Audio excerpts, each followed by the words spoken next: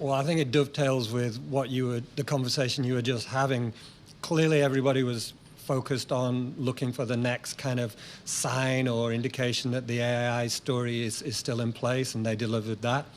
But also in terms of the broader reach that this company has, where are we with smartphones? Where are we with demand from the PC market? And Micron hit all of the right notes.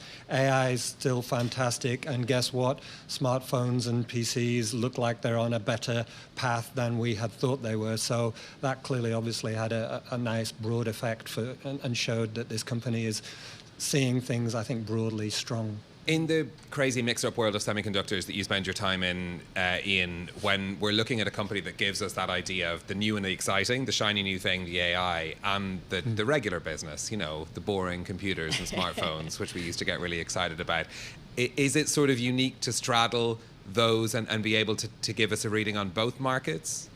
I mean, it helps, right? I mean, everybody is, touching a different part of the elephant.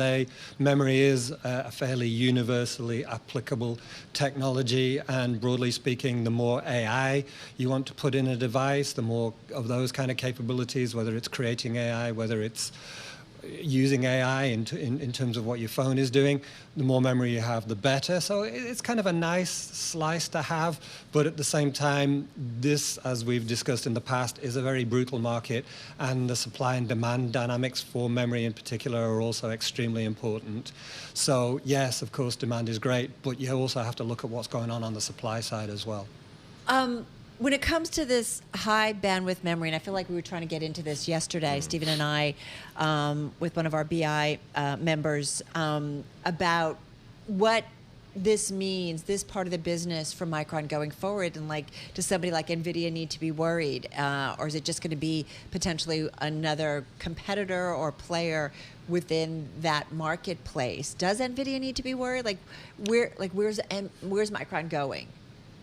So the only concern NVIDIA needs to have with regards to Micron is whether or not the output is big enough to fulfill demand. Okay. Every NVIDIA chip that gets sold with HBM, high bandwidth memory chips attached to it. That memory stores the information.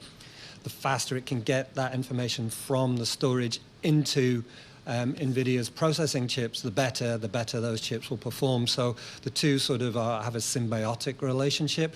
One of the problems has been that companies like Micron haven't been able to produce the leading edge type memory fast enough and enough of it to sort of sustain this. So we got an indication that that's improving, that the latest generation is coming. So kind of good news for NVIDIA in that perspective.